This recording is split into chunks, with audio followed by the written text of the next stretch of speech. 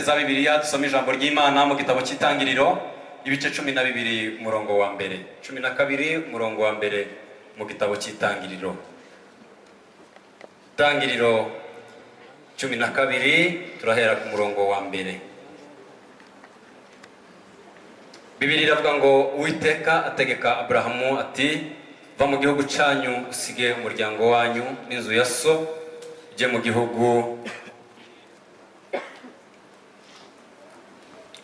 gihugu nzakwereka, nzaguhindura ubwoko bukomeye, nzaguha umugisha, nzogeza izina ryawe uzaba umugisha, kandi nzaha umugisha abakwifuriza umugisha, kandi uzakuvuma nzamuvuma, kandi muri wowe nimo imiryango yose yo mu isi izahebwa umugisha. Amen. Ndashaka ngo tuganire umwanya mutoya kuri aya magambo. Turashima Imana yadufashije gusoza umwaka wa 2018 tukageza mu mwaka wa 2019. Twazamura ibiganza tugashima Imana. Tuvuge twese haleluya.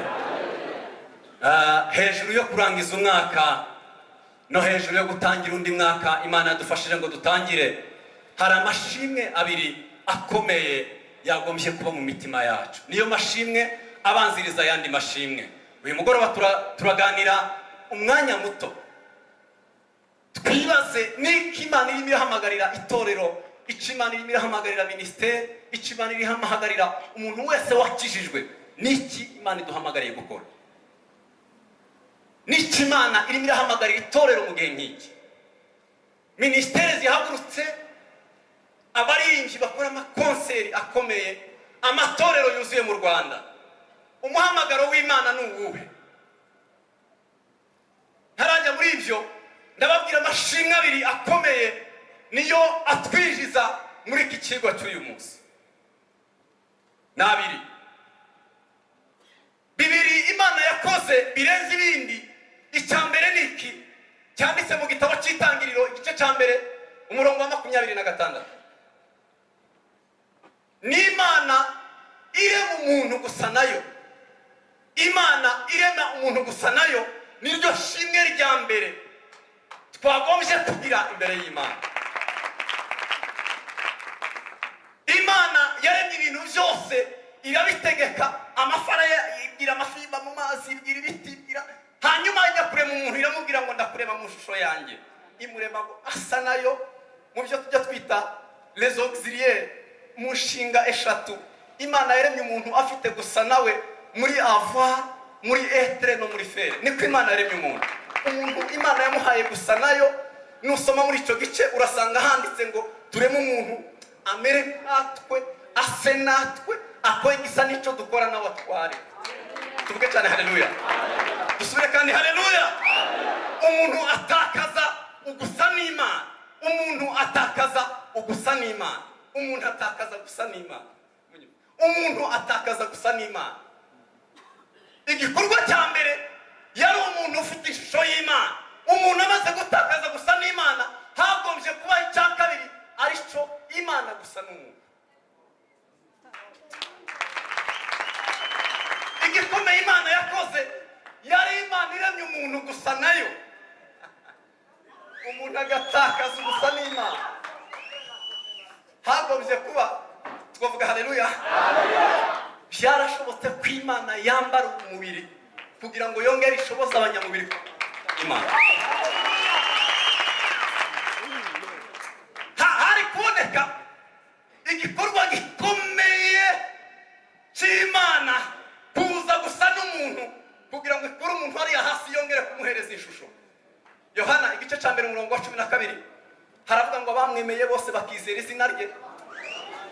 Tuzamuye ibiganza tuvuge haleluya. Ntabwo yabarekeye gutyo, nicyo cyari kizanye Yesu kugira ngo umuntu yongere gusubirana ishusho y'Imana. Hagombye kubaho Imana yongere imanuka. Abafilipi ibice 2 ku murongo wa 6 harimo intambwe esheshatu. Yesu yamanutse 6 kugira ngo yambare agere hasi afate wa muntu. Twavuga cyane haleluya. Umva 6 Yesu yakoze, hanyuma mbabwira ibingibi. Bibiliya ngo yavuye mu ijuru yemera gusiga, yari hanze ya univers yakoze gikomeye yemeye gusiga ijuru aramanuka icya kabiri ngo yemera kwambara ubusa tuvuge cyane haleluya ntiyambara ubusa ngo arekere aho ngaho ngo yemera kuba umuntu cya gatatu yemera kuba umuntu abona kuba umuntu harimo amakategori y'abantu ntiyerekeraho aravuga ngo reka nemere kuba umugaragu asifiwe ntiyaba umugaragu ngo arekere aho ngaho aravuga abagaragu nabo bararutana yemera kuba umugaragu w'imbata arongera aramanuka cyane ntiyarekeraho aravuga ngo kugira ngo ngere nanone kuwa nyuma hari ikindi gisabwa ngomba gupfa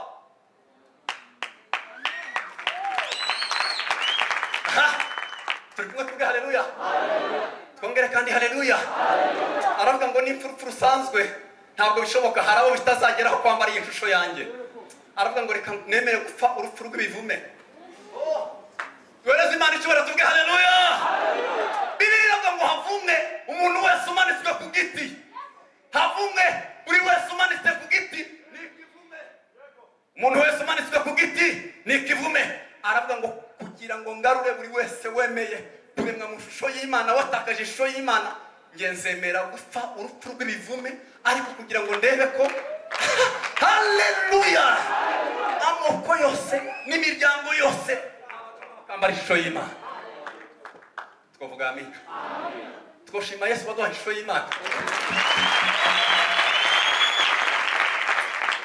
aya mashimwe niyajya nkora ku mutima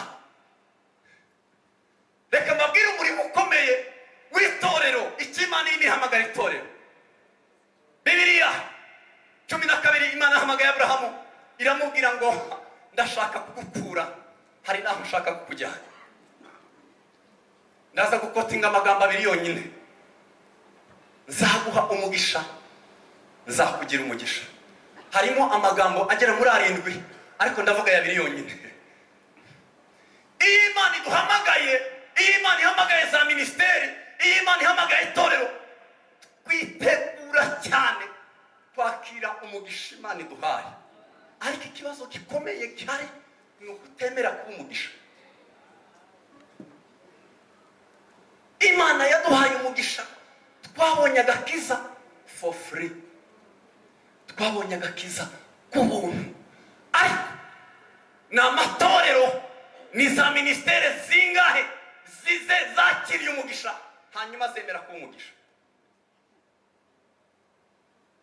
Yesu yavuze ibintu bibiri bikomeye yavuze itegeko riruta ayandi gukomera n'inshingano iruta izindi gukomera ni bibiri hanyuma iyo dufashe umwanya munini wo gusenga iminsi 21 turimo turasenga ntibivuga urukundo rukomeye dukunda Imana oya ukunda Imana cyane azakora inshingano iruta izindi cyane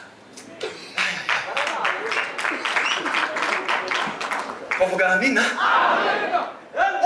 ugaragaza urukundo rukomeye uwubashe itegeko riruta ayandi ajya yuzuza inshingano iruta izindi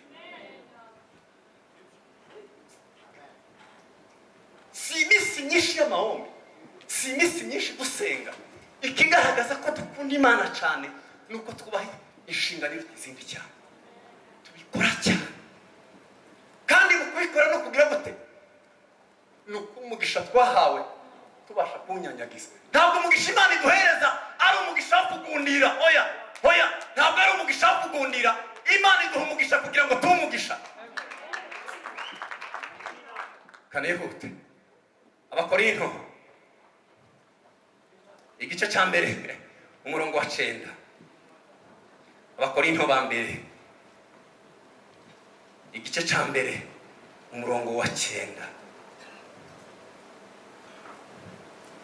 umva Bibiliya kubivuga Bibiliya ivuga ngo Imana niyo kwizerwa yabahamagariye gufatanya n'umwana wayo Yesu Kristo umwami wacu na Imana niyo kwizerwa irimo irahamagarira abantu bose ngo nimuze mufatanye n'umwana wanjye Yesu Kristo niki Imana irimo irahamagarira abantu ngo bakore abakishijwe amatorero za ministeri Imana kiraduhamagara ngo nidufatanye n'umwana wa Yesu Kristo Abakorinto ba kabiri ibice 5:18 Bibiliya iravuga ngo ibi byose bituruka ku Mana yiyuze natwe hanyuma bikaduhereza umurimo wo kunga abantu n'Imana. Icyo dufatanya na Yesu Kristo niki? Umurimo wa Yesu Kristo yarawurangije, umurimo we ntiwarangira. Aravuga ngo abamaze guhereza ishusho yanjye byavuye ku Mana yiyuze natwe ku bwa Kristo. Imaze kunga na Kristo iva muri uyu mwanya iravuga ngo ndiho ndabahamagarira gufatanya n'umwana wanjye Yesu Kristo ngo nabo bahagarare muri uyu mwanya bafashe kunga abantu n'Imana. Twavuga amina. Amen. Twavuga cyane haleluya. Reka mbabwire iki gikomeye mu buzima. Gutsindwa gukomeye mu buzima, dushobora kuba mu buzima twibwira ko twatsinze kandi twaratsinzwe mu buzima bwa Kristo. Gutsindwa gukomeye mu buzima ni ugutsinda icyo utahawe nk'umukoro. When you get a success in a wrong assignment, that is a failure. Gutsindwa gukomeye mu buzima ni ugutsinda ibyo utahawe nk'umukoro. Munyuka. Twavuga haleluya. Twasubira cyane haleluya. Tubaho mu buzima butekereza ko turi mu butsinzi, ariko kenshi harimo gutsindwa kuko tubikora twirengagije umukoro. Dutsinda icyo tutahawe nk'umukoro. Umukoro dufite muri iki gihe ni ibyo twakora byose kugira ngo tugerageze ko hari uwo twafasha guhuza nayo. Hari ibintu bibiri bikomeye. Twabwa amen. Twasubira kandi haleluya. Haleluya. The work of God and the will of God. Ni byiza gukora ubushake bw'Imana kuruta gukora imirimo y'Imana. Ni byiza gukora ubushake bw'Imana kuruta gukora imirimo y'Imana. Byaba byiza itorero, byaba byiza wewe wakijijwe, byaba byiza cyane kuba mu bushake bw'Imana kurenza uko waba mu murimo w'Imana. Bibiliya ngo abantu bazagera imbere y'Imana bayibwire ngo twebwe twajyaga tuhanura mu izina ryawe. Twahanuraga mu izina ryawe, twabikoraga mu izina ryawe. Yesu ababwira ngo yego nibyo mwabikoraga mu izina ryanjye, but I don't know you. Ariko ntabwo mbazi. Biva kuki guhanura mu izina rya Yesu? Biva kuki gusenga mu izina rya Yesu? Biva kuki ariko umunsi umwe hakazabaho ijambo rikubwira ngo ntabwo nigeze nkumenya?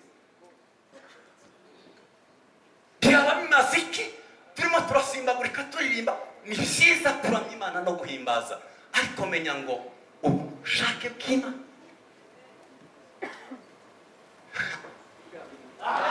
Imana ntabwo izahemba imirimo dukorera mu isi. Imana ntabwo izaduhembera imirimo dukorera mu isi, ahubwo Imana izahemba impamvu gukora imirimo. Kuko Bibiliya ngo hari abakora kugira ngo abantu babarebe, abo bamaze kubona ingororano zabo kandi nabo barimo bagira bate, barimo bakora. Ntabwo ari byo dukora Imana izaduhembera, ahubwo Imana izaduhembera impamvu yaduteye. Imana irimo iraduhamagarira gufatanya n'umwana wa Yesu Kristo. Babwira icya gatatu, ndimo kwihuta. Turacyari kumwe, tuvuge amina. Twazamura amaboko tukavuga cyane haleluya. Abatesalonike ba mbere ibice 4 umurongo ni wa 7. Ibice 4 umurongo wa 7. Imana ntiyaduhamagariye kwanduzwa, ahubwo yaduhamagariye kwezwa.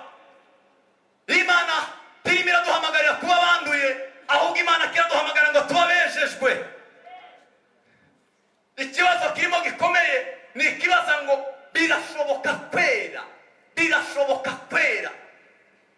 Abakorinto ba mbere igice cya mbere umurongo wa 31, umurongo wa 31 harimo ibintu bigera muri 4. Niyo ibaha kuba muri Yesu Kristo wabahindukiye 4 muri Bibiliya. Imana nibaha kuba muri Yesu Kristo wabahindukiye ubwenge buva ku Mana, wabahindukiye gukiranuka no kwezwa no gucungurwa kugira ngo bibe nkuko ibyanditswe ngo Uwiteka uwirata yirata Uwiteka. Amen.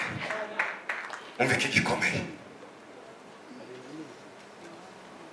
Ibyo dukora tibiha agaciro twebwe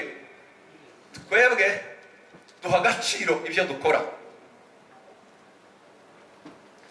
Ntabwo ari ibyo dukora biduha agaciro, ahubwo twebwe duha agaciro ibyo dukora.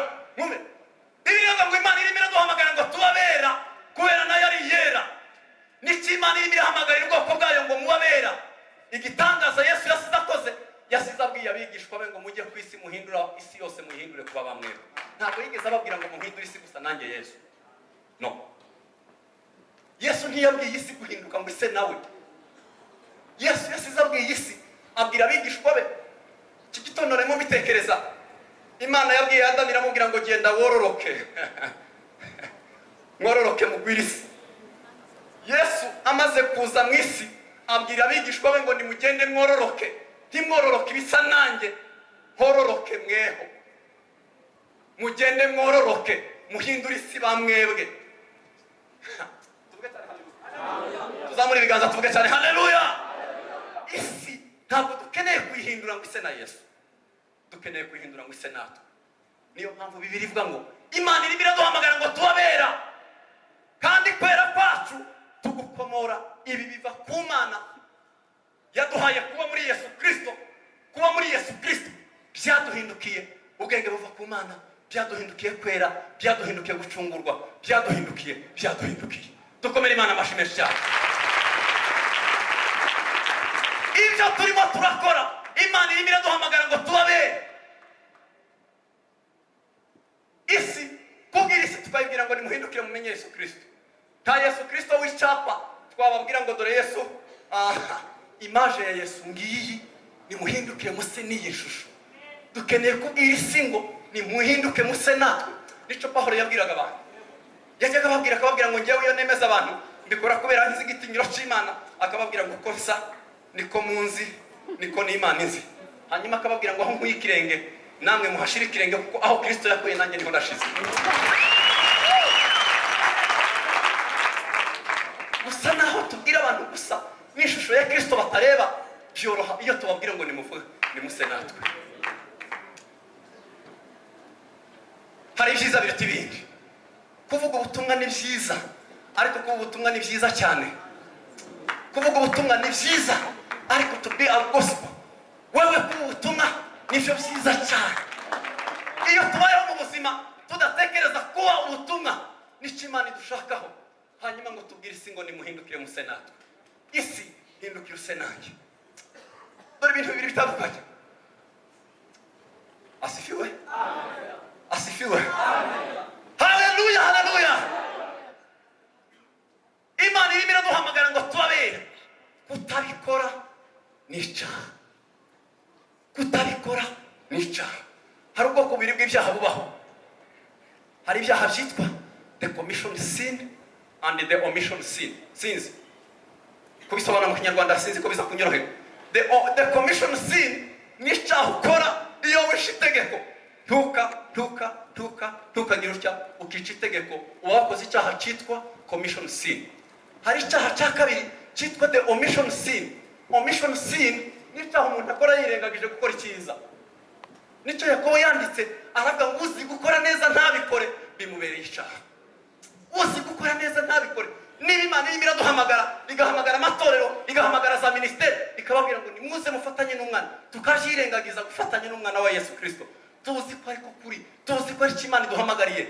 Ushobora kudasambana, ushobora kutiba, ariko ugasanga wakoze the omission sin. Turimo turirengagiza icyo Imana iduhamagariye gukora. Icyo Imana ihamagariye amatorero muri iki gihe, icyo Imana irimo ihamagariye za ministeri muri iki gihe. Ibindi byose dukora ni success, but in a wrong assignment. Dufite assignment ikomeye iyo twasigiwe n'Imana. No gufatanya n'umwana wa Yesu Kristo. Ibindi turimo turirukankamo, hariho umuhamagaro w'abahamagawe, hari umuhamagaro w'abahamagawe. Mu cyongereza bajya batandukanya job and work. Impamvu Imana igiduhereza job ni ukugira ngo ibashe kudufasha kugira ngo twuzuze the work. Hariho umurimo ukomeye Imana yaduhaye. Iyo Imana iguhaye akazi, ce sont des outils, ni ibikoresho. Iyo Imana iguhaye impano, ni igikoresho kigufasha gufatanya n'umwana wa Yesu Kristo.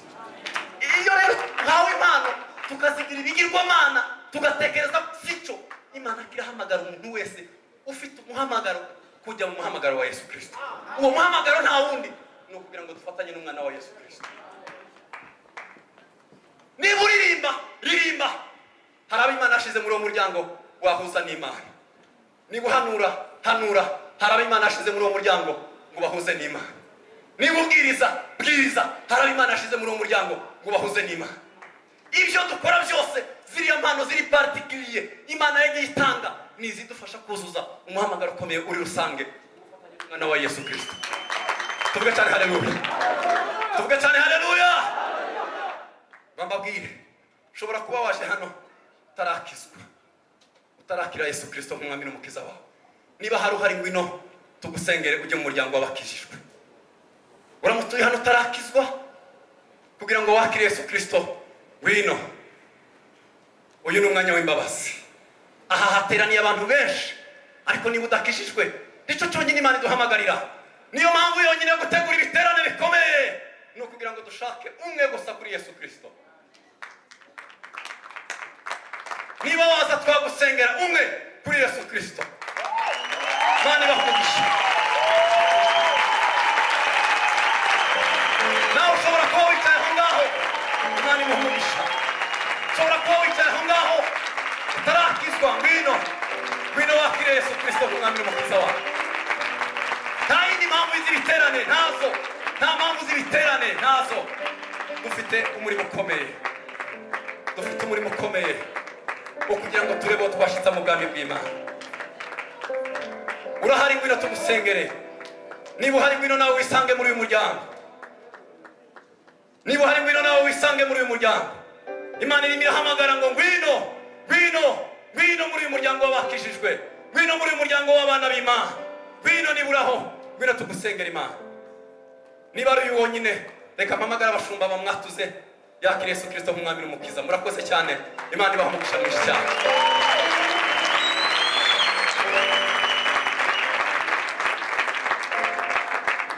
Pastor, ushobora kuza abapasiteri.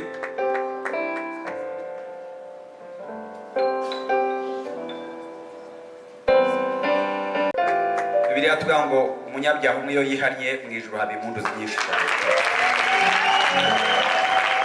Ibi byose bishobora kuba byateguwe hagashyirwamo amafaranga mu kwitabira, ariko ari uyu mwana yagambiriye.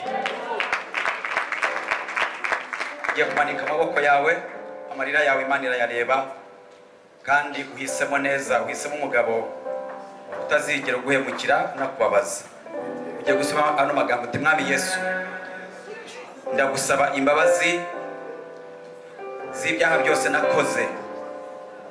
Nizeye n'umutima wanjye, natuje n'akanwa kanjye. Ndarokotse kuva uyu munsi. Unyuhagize amaraso yawe. Umereze umwuka wera mfashe. Mu cyemezo mise.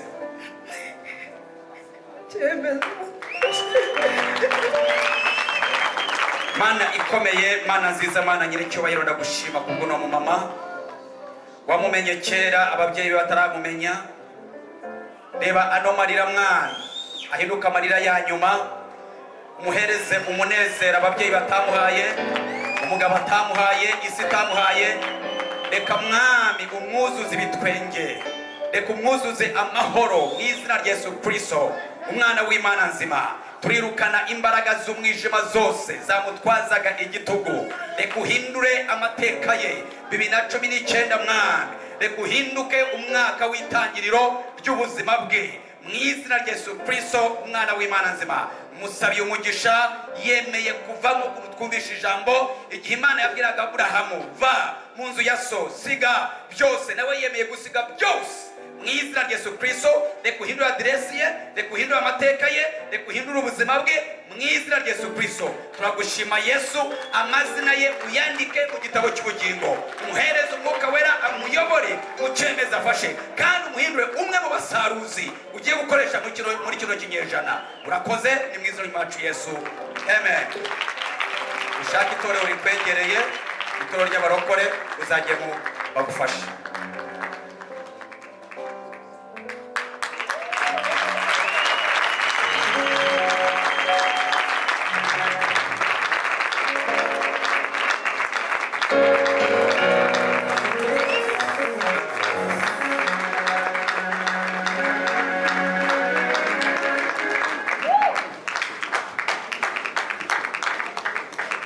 Dushima Imana kubw'umwana True Promises yibarutse muri aka kanya.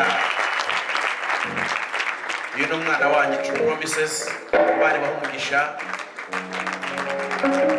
Hanyuma reka dutaramira Imana nanone, reka twongere tubakira dutaramira Imana, Imana bahumugisha.